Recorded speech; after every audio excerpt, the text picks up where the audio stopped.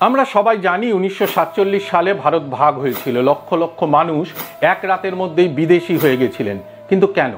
স্কুলের ইতিহাস বই আমাদের শিখিয়েছে যে এর জন্য দায়ী ছিল ব্রিটিশদের ডিভাইড অ্যান্ড রুল নীতি আর মুসলিম লীগের দ্বিজাতি তত্ত্ব। কিন্তু সত্যিটা কি এতটাই সহজ?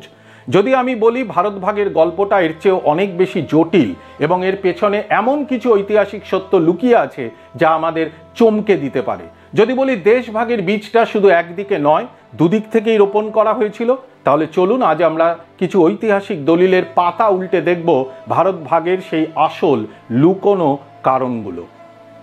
গল্পের শুরুটা করতে হবে ব্রিটিশদের দিয়ে। ওরা ছিল এই খেলার মূল কারিগর। 1905 সালে লর্ড কার্জন যখন বাংলা ভাগ করলেন তখন সরকারিভাবে বলেছিলেন যে এটা প্রশাসনিক সুবিধের জন্য করা, কিন্তু তার লেখা একটি ব্যক্তিগত চিঠি অন্য কথা বলে। লর্ড কার্জন তার চিঠিতে লিখেছিলেন, বাঙালিরা যদি নিজেদের একটি জাতি বলে মনে করে, আমাদের বঙ্গভঙ্গ তাদের পালকগুলোকে ঠিকমতো নাড়িয়ে দেবে। এটি তাদের দুটি ভাগে বিভক্ত করে রাজনৈতিকভাবে দুর্বল করে দেবে। অর্থাৎ উদ্দেশ্য ছিল স্পষ্ট, জাতীয়তাবাদী আন্দোলনকে দুর্বল করা। এর ঠিক পরেই 1909 সালে তারা নিয়ে এলো মরলি মিন্টো রিফর্মস। এই আইনের মাধ্যমে মুসলমানদের জন্য পৃথক নির্বাচক মণ্ডলী বা সেপারেট ইলেক্টোরেটস চালু করা হলো। এর মানে মুসলিম ভোটাররা শুধু মুসলিম প্রার্থীকেই ভোট দিতে পারবে। জওহরলাল নেহরু তার বই দ্য ডিসকভারি অফ ইন্ডিয়াতে একে রাজনীতির শরীরে বিষ বলে উল্লেখ করেছেন। নেহরু লিখেছিলেন, তাদের মুসলমানদের চারপাশে একটা রাজনৈতিক প্রাচীর তৈরি করা হয়েছিল যা তাদের বাকি ভারত থেকে বিচ্ছিন্ন করে দেয়। এই বিভেদ নীতি পরবর্তী আইনগুলিতে অব্যাহত ছিল, যা প্রতিটি বিভেদকামী প্রবণতাকে বিপজ্জনকভাবে উৎসাহ দিয়েছিল। এইভাবেই ব্রিটিশরা হিন্দু আর মুসলমানের মধ্যে রাজনৈতিক পরিচয় দেওয়াল তুলে দিয়েছিল। কিন্তু এই দেওয়ালের ওপর ইমারতটা কারা বানিয়েছিল? এখানেই আসে দ্বিজাতি তত্ত্ব বা টু নেশন থিওরির কথা, আর এখানেই গল্পটা সবচেয়ে আকর্ষণীয় মোড় নেয়।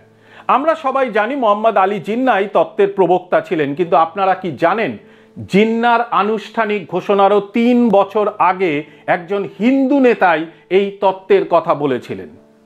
হ্যাঁ, আমি হিন্দু মহাসভার নেতা বিনায়ক দামোদর সাভারকরের কথা বলছি। 1937 সালে হিন্দু মহাসভার আহমেদাবাদ অধিবেশনে সভাপতির ভাষণে সাভারকর স্পষ্ট করে বলেন, আজ ভারতকে একটি একক এবং একজাতীয় রাষ্ট্র হিসেবে ধরে নেওয়ার ভুল করা উচিত নয়। বাস্তবে ভারতে প্রধানত দুটি জাতি রয়েছে, হিন্দু এবং মুসলমান। সাভারকরের যুক্তি ছিল ভারত একটি হিন্দু রাষ্ট্র এবং মুসলমানরা এখানে সংখ্যালঘু সম্প্রদায় হিসেবে থাকবে। ভাবুন একবার, মুসলিম লীগ লাহোর প্রস্তাব পাশ করার 3 বছর আগেই হিন্দু মহাসভার মঞ্চ থেকে দ্বিজাতি তত্ত্বের ঘোষণা করা হচ্ছে। এর ঠিক 3 বছর পর 1940 সালে মুসলিম লীগের লাহোর অধিবেশনে মোহাম্মদ আলী জিন্নাহ তার বিখ্যাত ভাষণে এই একই সুর তুলে ধরেন। জিন্নাহ বলেন, হিন্দু ও মুসলমানরা দুটি ভিন্ন ধর্মীয় দর্শন, সামাজিক রীতিনীতি এবং সাহিত্যের অন্তর্গত। এটা একটা স্বপ্ন যে হিন্দু ও মুসলমানরা কখনো একটি সাধারণ জাতিসত্তা গড়ে তুলতে পারবে।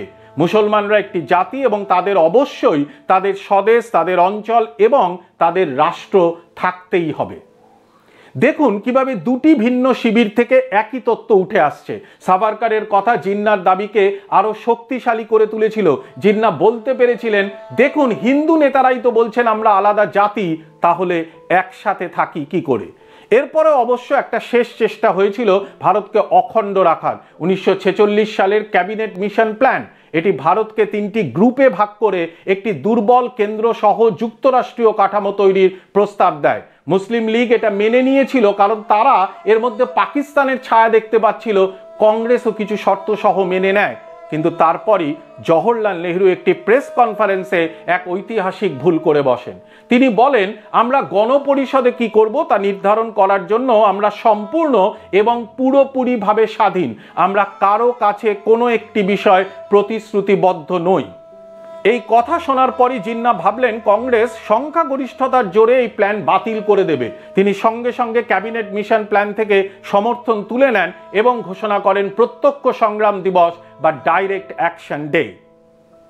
16ই আগস্ট 1946 কলকাতায় যে ভয়ঙ্কর দাঙ্গা শুরু হলো তা ইতিহাসে দ্য গ্রেট ক্যালকাটা কিলিং নামে পরিচিত। এই আগুন দ্রুত ছড়িয়ে পড়ল নোয়াখালী, বিহার এবং পাঞ্জাবে।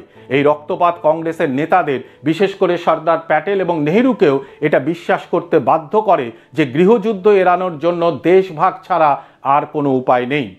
কিন্তু গল্পটা এখানেই শেষ নয়। যখন এটা স্পষ্ট হয়ে গেল যে ভারত ভাগ হবেই, তখন হিন্দু মহাসভার ভূমিকা আবার সামনে আসে।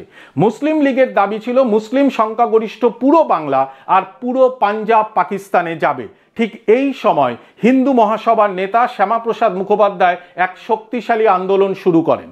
তার যুক্তি ছিল, যদি ধর্মের ভিত্তিতে দেশ ভাগ হয় তাহলে প্রদেশ ও ধর্মের ভিত্তিতেই ভাগ করতে হবে।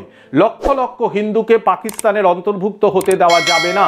শ্যামাপ্রসাদ মুখোপাধ্যায় লর্ড মাউন্টব্যাটেনকে লেখা চিঠিতে স্পষ্ট করে বলেন, আমরা দাবি করি যে যদি সাম্প্রদায়িক ভিত্তিতে ভারতের কোনো অংশকে বিচ্ছিন্ন করা হয় তাহলে বাংলার হিন্দুদেরও আত্মনিয়ন্ত্রণের একই অধিকার দিতে হবে। বাংলার অমুসলিম সংখ্যাগরিষ্ঠ এলাকাগুলিকে ভারতীয় ইউনিয়নের মধ্যেই থাকতে দিতে হবে। এই দাবির জোরেই বাংলা এবং পাঞ্জাব প্রদেশ দুটিও ভাগ করা হয়। এর ফলেই তৈরি হয় পশ্চিমবঙ্গ এবং পূর্ব পাকিস্তান, মানে আজকের বাংলাদেশ। অর্থাৎ দেশ ভাগের চূড়ান্ত নকশায় হিন্দু মহাসভার ভূমিকা ছিল অত্যন্ত গুরুত্বপূর্ণ। তাহলে শেষ পর্যন্ত কি দাঁড়ালো? ভারত ভাগের কারণ কোনো একটি ঘটনা বা কোনো একজন ব্যক্তি নয়। এর পেছনে ছিল ব্রিটিশদের সুচতুর ভাগ করো ও শাসন করো নীতি। 2, মুসলিম লীগ এবং হিন্দু মহাসভা উভয়ের দ্বারা প্রচারিত দ্বিজাতি তত্ত্ব। 3, রাজনৈতিক নেতাদের আপোষ করতে ব্যর্থ হওয়া এবং পারস্পরিক অবিশ্বাসের পরিবেশ। 4 এবং সবশেষে ভয়াবহ সাম্প্রদায়িক দাঙ্গা, যা একসাথে থাকার সমস্ত সম্ভাবনাকে শেষ করে দেয়। ভারত ভাগ কোনো একজনের চক্রান্তের ফল নয়, এটি একটি ঐতিহাসিক ট্র্যাজেডি, যেখানে বহু চরিত্র, বহু ঘটনা এবং বহু ভুলের সম্মিলিত ফল আমাদের এই রক্তাক্ত স্বাধীনতার দিকে ঠেলে দিয়েছিল। এই ইতিহাস আমাদের মনে করিয়ে দেয় বিভেদের রাজনীতি ঠিক কতটা ভয়ঙ্কর হতে পারে। ধন্যবাদ।